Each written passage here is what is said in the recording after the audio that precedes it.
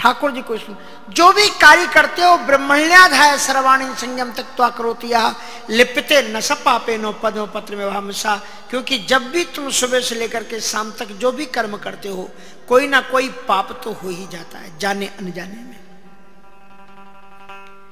कोई भी व्यक्ति अपनी छाती को ठोक करके ये नहीं कह सकता कोई भी माई का लाल कि मेरे से कोई पाप नहीं होता। ईश्वर के अतिरिक्त दुनिया में हर एक प्राणी से जाने अनजाने में कुछ न कुछ तो पाप हो ही जाते हैं। इसलिए ईश्वर को हरि स्मृति सर्व विपद मोक्षणम, ईश्वर को स्मरण करो जब भी कोई कार्य के लिए जाते हो। इसलिए बड़ी सुंदर बात है भगवान श्री कृष्ण जी अर्जुन से कहते हैं सहजम कर्म कौन्ते सदोषमपि न त्यजेत कर्मारंभाय दोषण धूमे राग्निर्वावृता। सहज कर्म कोई भी सदोषमपि होने के बावजूद भी उसका परित्याग नहीं करना चाहिए, क्योंकि संसार में ऐसा कोई कर्म है ही नहीं जिसमें कुछ दोष ना हो। जैसे अगर अग्नि जलाओगे भोजन पकाने के लिए तो धुआं तो उठेगा ही, अब धुआं ना उठे इसके लिए तुम अग्नि ही मत जलाओगे तो तुम कुछ कर ही नहीं सकोगे। किसान लोग खेती करते हैं तो कितने जीव जंतु मर जाते हैं, अग्नि लगाते हैं पानी देते हैं, कितने जीव जंतु होते हैं जो उसके साथ में मर जाते हैं। इसलिए किसानों के लिए एक बड़ी महत्वपूर्ण एक प्रेरणा हमारे शास्त्रों ने दी है कि हर एक किसान को गांव के लोगों को मिलकर के बाद में एक यज्ञ करना चाहिए, क्योंकि जो भी जीव जंतुओं की हत्या हो गई उनके हल चलाने में गाड़ी चलाने में, आप पता नहीं अपनी गाड़ी को धमाधम एकदम चलाते हुए चले रहे, बड़ी तेज से चले जा रहे हो, कितने जीव जंतु उसके नीचे आए मर गए, तो क्या तुम बच जाओगे उससे? दोष तो लगेगा ना तुमको। इसलिए ना जाने किस जीव में डरते रहो, ये जिंदगी बेकार ना हो जाए, सपने में किसी जीव का अपकार ना हो जाए।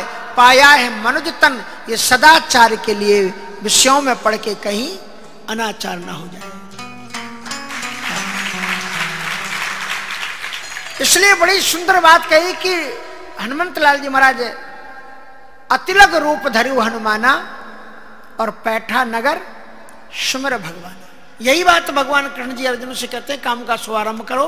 कैसे का? ब्रह्मण्याधाय, ब्रह्मणि आधाय, भगवान को अपने हृदय में धारण करके। वहां भी हनुमान जी धारण करके चले थे, क्योंकि यह कहना है सबन का माता चले वो हरस ये धर रघुनाथ है, यहां थोड़ा उतार दिया था, इसलिए अब फिर उन्होंने धारण कर लिया। कहा नहीं महाराज प्रभु जी आप तो बैठो।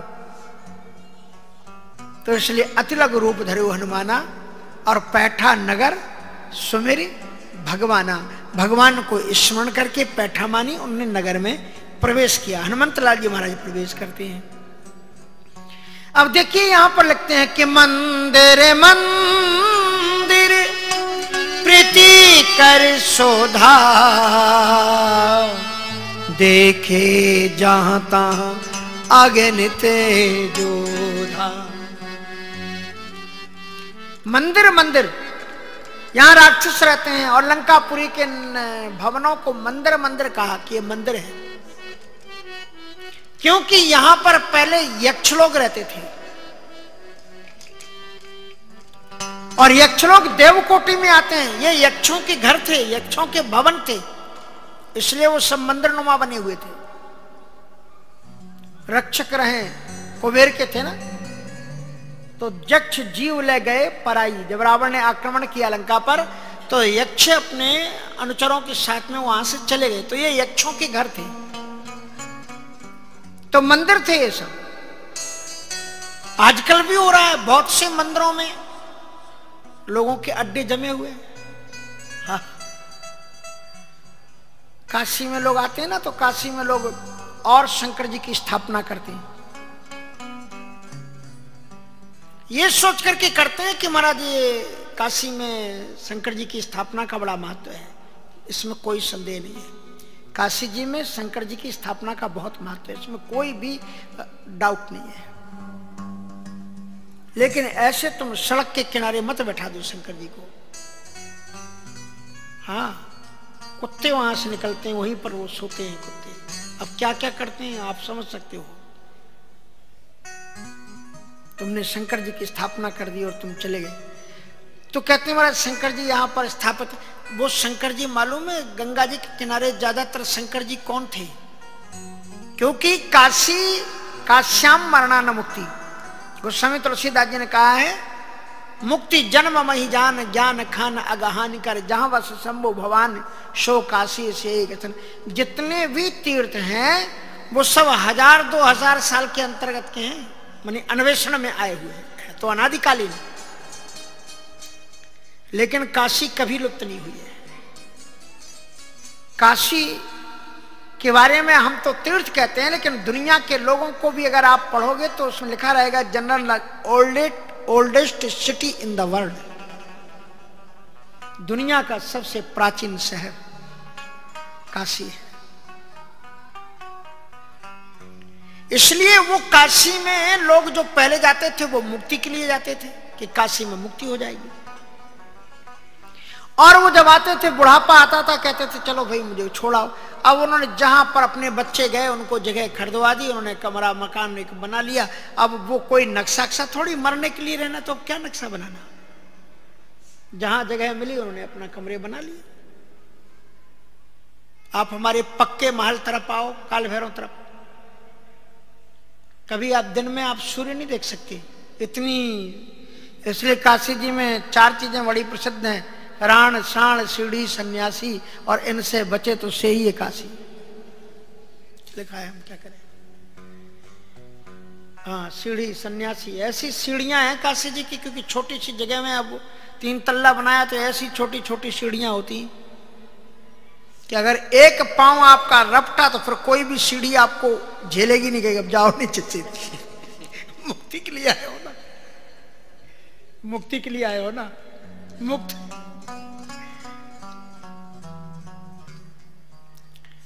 उसके बाद में फिर तो लोग आते थे, और आपको बता दें कुएं हमारे वाराणसी में कैसे होते हैं।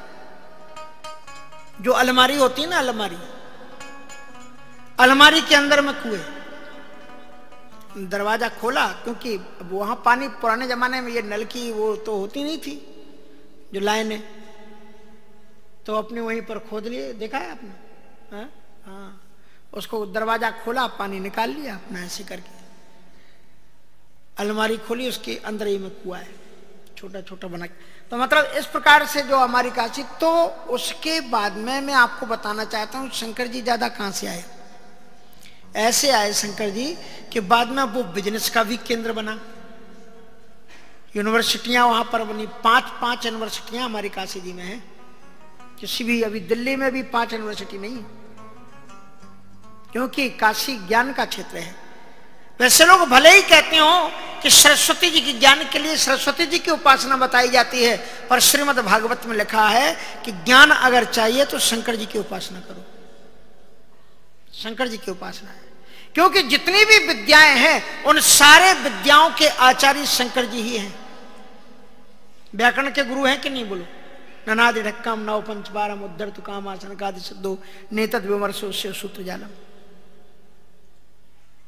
वेदों के भी आचार्य भगवान विश्वनाथ जी। और ये जो नृत्य है, नृत्य कला के आचार्य कौन है? भगवान शंकर जी। संगीत के आचार्य कौन है? भगवान शंकर जी। कोई भी कला का शुभारंभ करोगे शंकर जी महाराज हैं सबके। वहां पर खूब बिजनेस बढ़ा। अब लोगों ने धीरे धीरे अब घर बनाने शुरू किए। तो क्या किया, मंदिर जो होता है, मंदिर का नियम होता है कि अगर संपत्ति ठाकुर जी के नाम कर दी जाए तो आप उसको बेच नहीं सकते मंदिर को, ना कोई खरीद सकता है ना कोई बेच सकता है, नियम था। लोगों ने क्या किया, लोगों के घर खरीदे, औने पौने में घर खरीद करके वो हर एक व्यक्ति पुराने जमाने का अपने घर के अंदर में मंदिर बनाता था, शंकर जी की स्थापना करता था। अब वो घर खरीद लिया। अब वो पहले तो उन्होंने सोचा था कि इसके जो 4-5 कमरे इसी में रहेंगे, बाद में जिस कमरे में ठाकुर जी शंकर जी बैठे हुए हैं उस पर भी नजर जाती, यार ये अलग गिरा हुआ है। स्वरात में धीरे से मंत्र बोले कि नहीं बोले, उखाड़े और गंगा जी के किनारे रखा है कि जाओ शंकर जी बैठो गंगा जी के किनारे, यहाँ तो हम रहे। ज्यादातर गंगा जी के किनारे किनारे शंकर जी, मैं ये नहीं कहता कि सब, बहुत से लोग श्रद्धा के द्वारा स्थापित हैं, पर अधिकांशतः लोगों ने, जिन लोगों ने उन मकानों में कब्जे कर लिए, खरीद लिए, वो लोग सुन रहे होंगे मेरी बात को, क्योंकि यूट्यूब में तो बहुत दूर तक सुन रहे हैं, बनास के भी लोग सुन रहे हैं। हमारे पास में बहुत से लोग आए थे, बोले महाराज जी ये राम लक्ष्मण जानकी जी विराजमान हैं, आपके यहाँ स्थापित कर दें। हाँ, तो मतलब ऐसा होता है कि ये जो बैठे हुए हैं ना, बड़ा दोष लगता है। इसलिए कोई भी भगवान का मंदिर बनाओ तो थोड़ी सी सेवा पूजा भी का भी जिम्मेवारी लो कि ठाकुर जी को आरती दीपक जलता रहे। केवल मंदिर बना देना बहुत पर्याप्त बात नहीं है। ठाकुर जी के यहाँ पर झाड़ू बुहारी लगती रहे, उसकी भी सेवा की व्यवस्था करो आप, आरती होती रहे, जो ब्राह्मण जो पुजारी जो साधु वहां रहे वो प्रसाद पा सके, उसकी भी व्यवस्था हो। नहीं तो रहेगा कैसे कोई वहां? सारी चीजों को सोचना चाहिए। इसलिए कहा गया है हमारे शास्त्रों में कि नए मंदिर से को बनाने में जितना पुण्य होता है उससे 100 गुना अधिक पुण्य होता है कि आपके मोहल्ले का, अपने गांव का, अपने गली का अगर कोई मंदिर है उसका जीर्णोद्धार कराओ, उसकी व्यवस्था बनाओ, उसमें दीपक जलाने की व्यवस्था करो, उसका 1000 गुना अधिक, 100 गुना अधिक फल होता है। उसमें दीप जलने लग जाए, उसमें आरती चलने लग जाए। इसलिए मंदिर मंदिर प्रतिका, ये मंदिर ही थे, लेकिन इन मंदिरों के अंदर से रावण ने देवताओं को भगा दिया और अपने राक्षसों का जही जस जोग बाट ग्रह दीने सुखी सकल रजनी चरकीने, और उसमें राक्षसों के अड्डे उसने जमवा दिए।